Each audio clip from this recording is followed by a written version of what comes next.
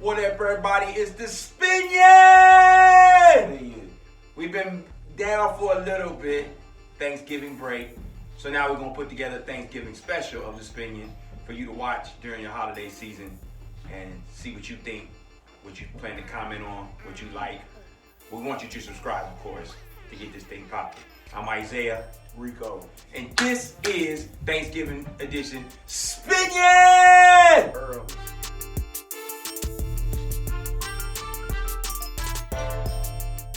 Let's go. Alright, before we get it all going, these are 5 things we not gonna talk about on this edition of SPINION. 5 things we not gonna talk about. We not gonna talk about Colin Kaepernick, because we don't care anymore. Basically. Dallas Cowboys as title contenders. They're not. So we're not going to keep talking about it. Clemson, you're in. Win and you're in. It's a done deal. We're not going to talk about anybody in the Big Ten but Ohio State, because they're the only ones getting in if they win. And we're not going to talk about anything related to baseball, anything related to hockey, anything related to soccer, or anything related to tennis. We just not going to talk about it. But we want you to still tune in to see what we are going to talk about. This is our sports opinions on the SPINION. All right, this SPINION going to be a little random because it's Thanksgiving. And during the Thanksgiving holiday, it's a lot of sports going on. But we already told you what we're not going to talk about. But we're going to cover a few topics that we feel that are relevant to what's going on. Like right now, NFL seems to be the big thing going on because the playoff push is coming. So let's talk about the Ravens, the Patriots, the Packers, the Green Bay, the New Orleans Saints. What we thinking right now? It's everything's starting to kind of take shape. Ravens are looking good, looking like a true challenge to the Patriots in the AFC. Green Bay just got a mud hole stumped in them. Mud hole. But things probably came together. Even in the playoffs, I don't know if things would go that way. I like the 49ers. I don't know. Like, they were my sleeper pick, so it's hard to see them, thriving like they are. So I'm still not sure that. So in the NFC, we got a bunch of teams that are like 8-2, 9-3. Right. We got the Packers. We got the 49ers. Yeah. We got the Seahawks and the New Orleans Saints. Those are the top 4. Those are the top 4, right? And it's almost like a pickle, man. So the Rams are out. The Rams are out. They've been out since. What about Minnesota? Minnesota's they're gonna contend, but I expect them to fall short. I don't expect Minnesota to. I don't see them as a true contender, but I feel like they will. So them 4 are the contenders, though. Yeah, they'll give them a game, but I see those. Now, in the beginning, your pick was the Saints, right? Yeah.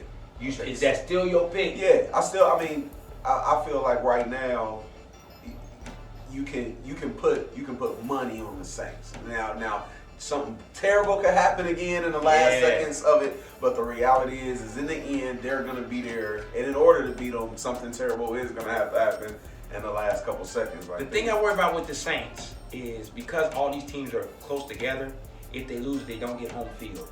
They don't seem to play that great on the road, and their defense is still suspect to me in certain areas. Yeah, but when you have the veteran coach, right? The Drew Brees at quarterback, it doesn't home or away. They would like to be home, but they're gonna be prepared and show up. Now let me ask you this: we not necessarily what you would deem as experts.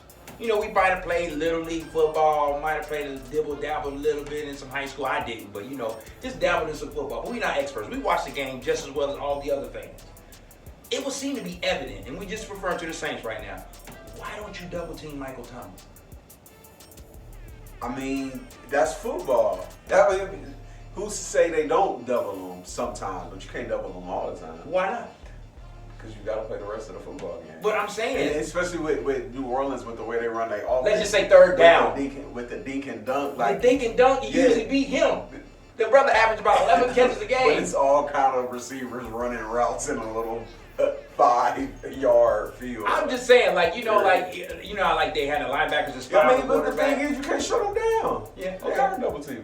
Okay, I'm just saying, it doesn't look like it. You know what I mean? It looked like when Drew Brees throws to him, he be why? I'm sure they were double teaming Jerry Rice. Like it doesn't matter. Like I got that's you. greatness. Okay. Right now he's looking great. But do you get what I'm saying when you see him play? You be like, I mean, what can you how do? is he that open? And it's Michael Thomas' third down. You know his first look is going to be there. And then okay, on the flip side, why don't other teams scheme that way for their go-to receivers? Or do they and we just don't know? I mean, I feel like most go-to receivers, that number one option, he gets double teamed more time than he Like, okay, I'm just throw a team out say there. if I'm double teaming you or Okay. whatever, then we mostly in a man. But then at some point, a lot of teams play some zone too. Right. They play zone. It's Okay. kind of hard to double team. They find those spots in the zone, especially when it's third and long, when those deep coordinators start calling the zone packages so they can blitz and all But that. So, I'm saying that in course, you have all these so-called offensive guru coordinators, and you have stars on your team. I'm just giving this team as an example. OBJ, he don't get the touches Michael Thomas did, or whatever. to me, that's not.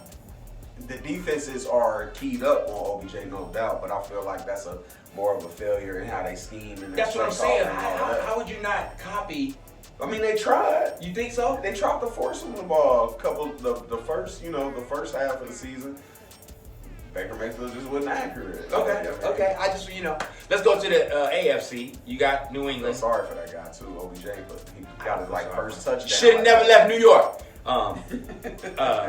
First touchdown. You got New England, who's a stalwart. They'll be there. The Ravens look amazing. Yeah. But then you got some teams that are like at that 7-4 pitch. You got the Houston Texans. You got the Titans. You got the Chiefs. You got the Pittsburgh Steelers. And you got the cream of the crop at the top, and then you got them other ones. Yeah, they're gonna fail. Like you have the Texans, they'll win a huge game, then they'll come back the next week and lose to a bad team. Right. You know what I mean? Like they're just not consistent.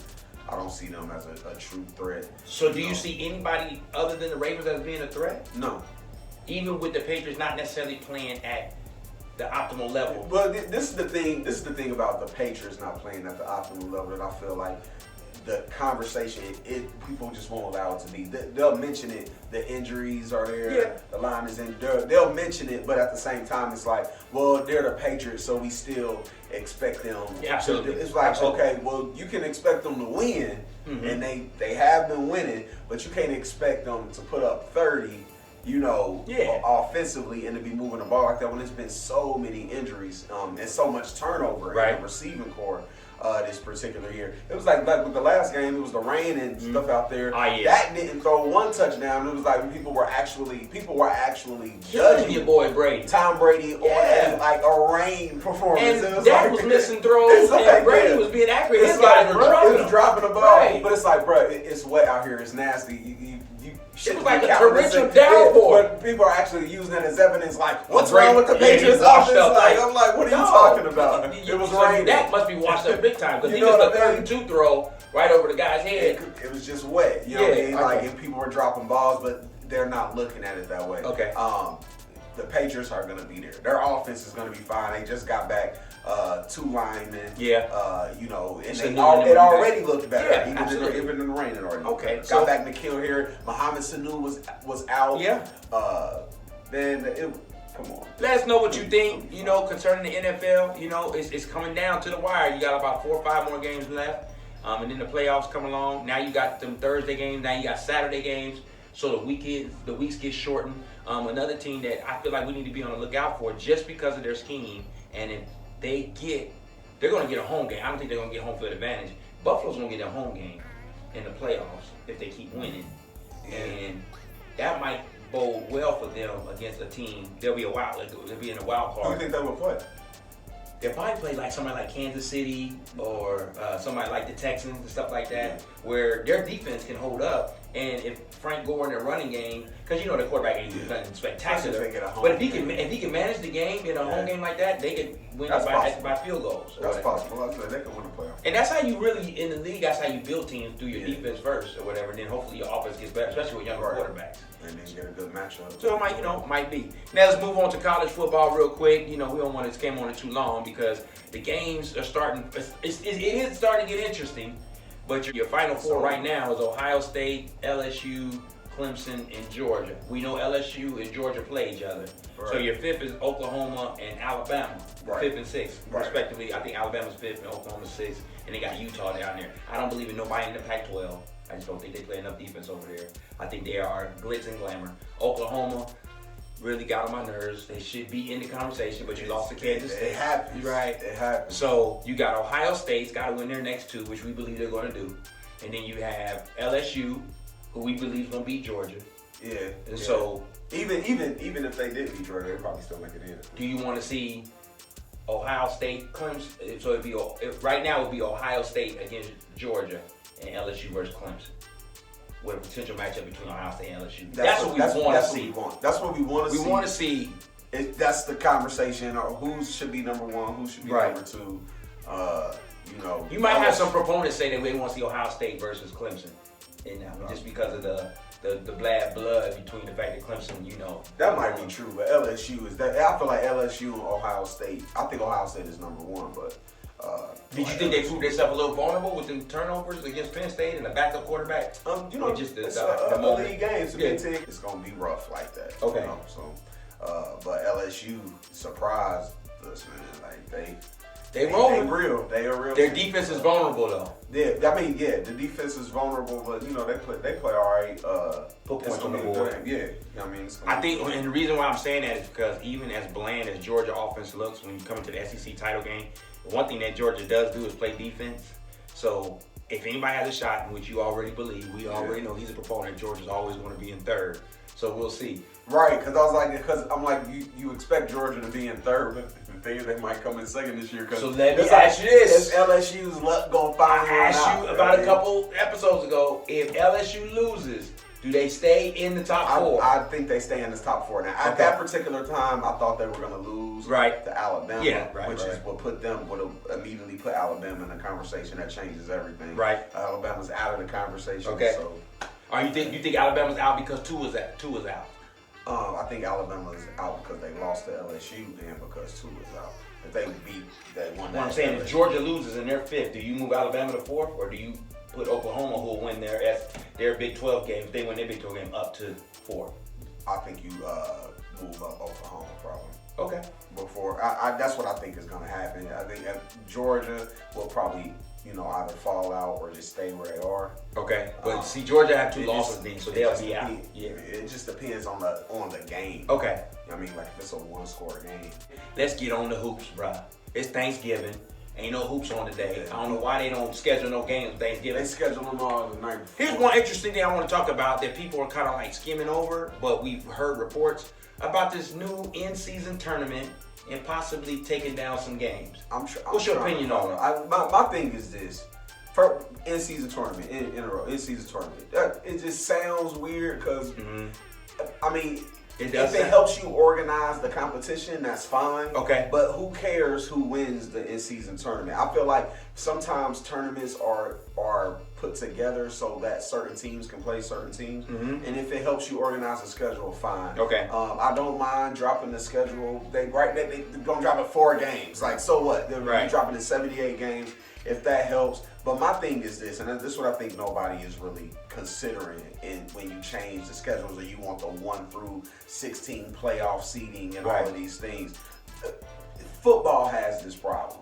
Everybody can't play everybody. Right. And if you have just 1 through 16, whoever has the best record and the least best record, well, how do you decide these strength of schedules? Right. People aren't considering the other challenges that come from it. Mm-hmm. Like the league, people might feel like the Eastern isn't as competitive, but the competition is organized in such a way right now where at least the competition is organized. If you start having that 1 through 16, it's like, all right, well, this team has a better record, but they didn't have to play the Lakers 4 times. They only have to play the Lakers twice, or now with this new season, some teams might even only play the other team one time because it won't necessarily be the separated. I think where we are right now in NBA, we're at an interesting point. Where at least it's interesting in the East and the West. Yeah, like I think the East has 4 or 5 good contenders that can really, when they play each other in the playoffs, it's going to be interesting to watch. Right. Like it's going to be interesting. Milwaukee, Boston, the Raptors, and the Sixers go at each other. But that's the problem is the conversation is starting to be too much about, well, let's wait till the playoffs. You know what I mean? That's why they're trying to do. Tournament. Yeah, that's why they're trying to do all of these things to try to bring back up interest and make the regular season matter more. But this is not even like a shot at Kawhi really, because I'm not even in that kind of mood on Thanksgiving. But because they elevated, see, that's why they got to be careful. The NBA has to be more careful about who they elevate as their best player, right? Or who they want to be their marketing face to be. standpoint. Exactly. Absolutely. Now they decided to elevate Kawhi, and I don't know why. He's not the first player to win a championship, and you don't have to. That doesn't automatically make you the best player in the NBA. I'm sorry. And he's over 30 with cornrows. Yeah, how you gonna elevate somebody with cornrows? He's 28. Okay, but he still got cornrows. He still got cornrows. You know what I'm saying? Like, at least he don't put. But I feel what you're but saying. He still got him. Like Dirk. When Dirk won the championship, they didn't make him the best. Yeah. When Dwayne Wade won the championship, nobody was like he's the best. Right. You can win without being elevated. But now that they have, and he's low managing, it makes it seem like the entire league is doing it, and the entire league is not. Right. Like most of the good players, elite players are playing every they game. play, and they refuse to shortcut the process. But because he is, and they like, we gonna put him on TV. He gonna be on prime time. He gonna be front and center because they want that torch to be passed. Well, now there you have it. Here's my theory with that. I think the NBA has to realize. Hurt the ratings too. Yeah, Zion being injured hurts the rating because you put the Pelicans on for a lot, and they're not a good team. They not. So here goes the thing. I think once I had said it a long time before, even before the SPINION started, you're starting the season too early. And I understand why you're doing it, but it's like right now, what's most interesting to everybody out here is football. And so you're battling football. Even with your elite players, you're still battling football. You be seeing some of the NBA players tweeting about the latest football games that's going on. I'm saying push it back. Don't start till December when the Christmas season comes. You know what's done in December?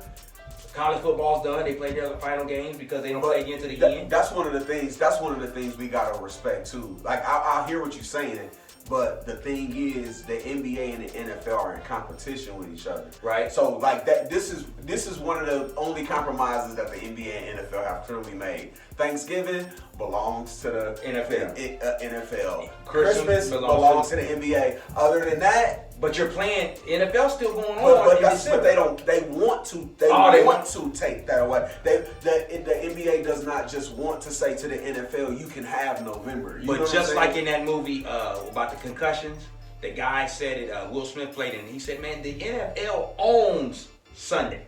You know what I'm saying? So it's like, and that's one thing that the NBA doesn't do. Right. But the NBA owns the rest of the days, and then the NFL puts something on Thursday, but that's a matter of competition. Right. But the NBA doesn't schedule games on television games on Sunday until after Christmas. Right. After that's what I'm saying.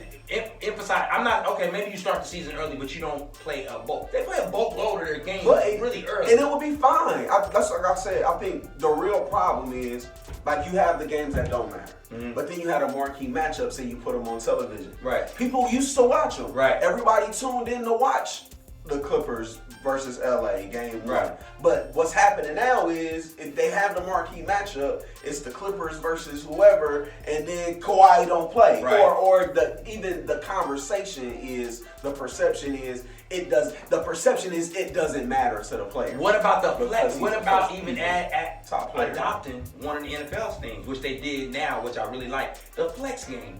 Like, this is my televised game, but if I find out a week down the road that such and such is not playing, we gonna flex it and we go do another marquee game. It's probably just how it's set up. But because like for instance, Kyrie didn't play against Boston, so it was like it made it not interesting. Right. You know what I'm saying? So we gotta watch the Pelicans so much. Right, because Zion not playing, so flex that to another group of games that we can watch and see and be interested in, so to speak. That's probably like, but like NFL. teams, players, like they run their thing a little different. Yeah. The NBA is probably a lot more strict and make it so it's a lot. The playing field is a lot equal. So they probably once you decide those things and the teams make their budgets, it probably. I think I'm more changes interested in like how the that. tournament will be done. I'm more interested in how you reseed. They're Yeah, trying to reseed so that it could be a LA versus LA. Ain't nobody stupid. You trying to get an LA versus LA finals or whatever. And I don't think to me that's not important. When are you gonna play? You don't have to play in the finals. Like you just have to play in the series. I don't care. But that's what they're doing. Yeah. They're just creating other problems for themselves. So now only the finals will matter. Like unless Los Angeles beats in the championship. Absolutely. Like, it's not right. But that's what y'all get for saying Jordan was 6-0, but you only counted. He played for all these years, 15 years. You only count the finals. Right. And it's been going. That conversation's been going along so much where we just made the regular season like it doesn't matter. We sit here watching. People give their all. The LeBrons of the world, James Harden, whatever, putting up these crazy numbers during the regular season, and it's like, well, I mean. Is it wise? Every time I watch the shows and LeBron drops 35 and 14 and they go should he be doing this? Right. What do you mean should he be doing? He's playing basketball. What are you talking about? If it wasn't LeBron's MO, then I could understand what you're saying with that. But he does that every season. He pretty much likes to play all the games or whatever. But for James Harden, it's important because you never got to that level. That's true. So the playoffs for him is the only thing. The playoffs thing is the only thing that should matter. We know what you do in the regular season. That's exactly true. I agree. It all depends on your success rate. That's what's happening. Narrative. That's what happened. Okay. So he's doing all of this, but it's even when we watch him now, it's kind of all right, bro. Unless you're gonna give me 50 when you playing on. You know what I mean? It's. I'm not saying it I'm not guilty of it too. It's we all are. But that's definitely my question when it comes to how they want to do things how are we going to do these schedules? Because now it's no East Coast, West Coast, and it's not just set up like that. So how can we trust y'all now to make the competition equal and put everybody on an equal playing field? Right. I mean, how many times are the Eastern Conference teams gonna play the Western Conference team? I feel you. And how is that gonna even work? Right. You know what I mean? Okay. So let's talk about game. We're gonna title this segment "Game Recognizes Game." Let's talk about some cats out there in the league right now. Sorry, college basketball, we ain't talking about you right now. We talking about the game because y'all still early in y'all season. So we'll get y'all some next SPINION episode. Let's talk about Game Recognizes Game. Let's talk about some guys that got some game that's really stepping up this year. This one cat that I didn't think he was as good as his contract stated, but that's Siakam in Toronto. He's something nice. Man, you know what I'm saying? He making Toronto relevant. Productive. Yeah. It's those players that, have a real high ceiling and a lot of talent. You can just see it on them. But he's one of those players that you didn't necessarily see it coming. But now that it's here, it's one thing that you can count on him is to play to his average. And he plays hard. And then he'll drop 30. Yeah. And it'll be man, he is a productive player. The other thing that I like, which I'm totally against this whole thing, two-way players. He's a two-way guy. Yeah. You know what I'm saying? He goes plays both sides of the ball. They got a lot of Toronto is somebody to still watch out for. They got a lot of length at Be careful about Toronto during this trade deadline to make some moves because they're maybe still one player away from getting back to the finals. If they could get somebody on that level, but Siakam might be enough. Like everybody always says, if a player wins a championship, sometimes they can produce on another level. Lowry's still there. Van Fleet is proven. But there's some guys on the trading block that people are going to be interested in, like LaMarcus Aldridge. DeMar DeRozan's not going to go back there. He might because Lowry is his boy, you know what I'm saying, and they close to the title. But that's just one player right now. And you got any players that you could just think of on the top of your head? It's hey man, they kind of balling this year. They look pretty nice. Well, not that I didn't expect it. Okay. But I gotta give a shout out to Ja Morant right now. Okay. I love how he's approaching the game. And just proving people wrong, that thought he might even not be ready to play in the NBA as far as being a slight appeal. He's next level. Okay, Ja Morant, I gotta give it up to Brandon Ingram. Man, I was gonna ask him I about Brandon I talked Ingram a lot of trash about Brandon Ingram for what he does. And I don't feel like I'm wrong. Right, But I got you. Go ahead, give prove credit it. where Yeah. credit is due. I don't. The thing about him is the question for me about a Brandon Ingram is can he be the best player on a team that's gonna make a deep playoff run? And I don't think so. He's another like Carmelo type. Well, I think. Name Well, Carmelo one team. at least Carmelo went on a deep playoff run when Right. he had a good point guard. Right. But I was thinking more like of a Randolph. Okay. Got you. You know what I mean? Because or a D'Angelo Russell. Got you. When they're scoring for your team and they're being productive for your team and you're featuring them, you probably don't have a good team. Okay. So yeah, but what we can say about him is at least he's averaging 25. Right. Like, at least we ain't gotta watch him average 19. You know what I mean? Yeah. And be a volume shooter and be featured. It's like now at least he can be featured on the team and average 25. That's what's up. And for him, that's a major leap. What about your boy, your other favorite player, Andrew Wiggins? Gotta give it up to him. He balling right gotta now. give it up to him. Yeah, he balling. I feel like both of them proved it. It's Ingram's contract year, so Right. so be careful. Be careful, Jim. Right. But it ain't Wiggins' contract Right. year, and he's showing and proving like that he's gonna give it his all, at least early in the season. What is your consensus about the boy Luka? I know is he surprising us with his production? And we knew he could play, but his production is next level. Yeah, Luka Doncic is not. That's a bad man. Luka Doncic is cold. I even appreciated the fact that he got upset when he had that bad game against the Clippers recently. He didn't even want to talk to no press. Like I gotta step my game And that's up. the thing, you like his competitive drive. He want to be that guy. I like that he goes at it. Him and LeBron put on, broke the records for the triple doubles. You know what I'm saying? Youngest and oldest. Like it's just he really brings it into the game, and it seems like he can do this for the next 20 years. Yeah, because of the way his body feels, the way he plays. It's like his pace Don't of play. As a basketball player though, you get kind of upset when he goes around people like. You be like, why does he do that? Why is he just going around you like that? But hey, we ain't gotta guard him like Here goes one that people are not really noticing, but if you look at the stats and the standings, Miami is winning ball games. Yeah. And one guy that's being real important is not Jim, it's Kendrick Nunn, Yeah. the lefty rookie. Yeah. He be putting up some nice He's numbers. surprising thugs and buckets. Right. He looked like he's straight out of Dade. Yeah. He looked like He used to play with Jabari Parker and them down in Chicago. So, he got that mental toughness right there. He's ready to go at cat. Nice, definitely.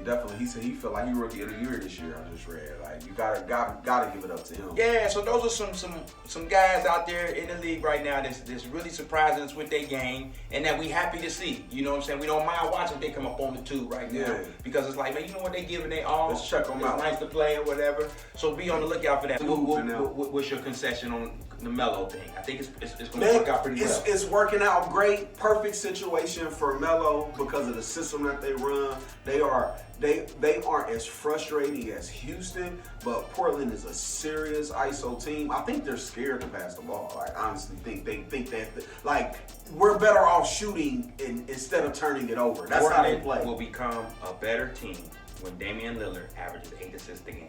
But they don't. To me, they doesn't do that. They don't do anything offensively. But we can't say that Damian Lillard, as a point guard, he's a lead guard. He's not a point. He doesn't make anybody better. But I agree, but I don't think that's just on Damian Lillard. Like I think even last year, him and McCullough made more of an effort to pass a little more. But you're saying more is the system. I think it's the system. Okay. If you watch them play, we ISO Dame, right? Mm-hmm. Then we ISO, and it's almost like whoever gets the ball. We ISO Dame, we ISO McCullough. Then we ISO Rodney Hood. Right. Like if Rodney Hood scores, it's not because of a system kick or any type of movement or motion. It's Rodney Hood. That's why Melo is working perfect in Portland because ISO Melo. it's just another person to ISO. And that's all they do there. They don't cut back door. They don't, But as we seen in the playoffs last year when they got to Golden State and when they doubled him, they didn't make no adjustments. But they don't even used to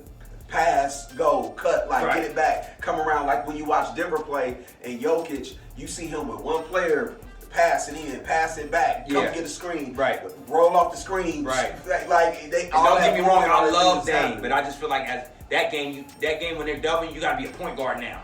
You know what I'm saying? And then make them everybody else a threat. So now they can't double you. And last year now on you his get buckets on your playoff ISO. run, he started doing that. Right. And it's surprising to see when players experience success. Usually they learn. Right. But it seemed like he regressed, and their team is regressing because of it. Right. Him and McCullough and maybe even the coach. They instead of taking what they learned during that Oklahoma series, Absolutely. they have regressed to thinking that we should just be as successful as we were. Right. And it doesn't work like that in the NBA. The record is showing, but Melo is balling.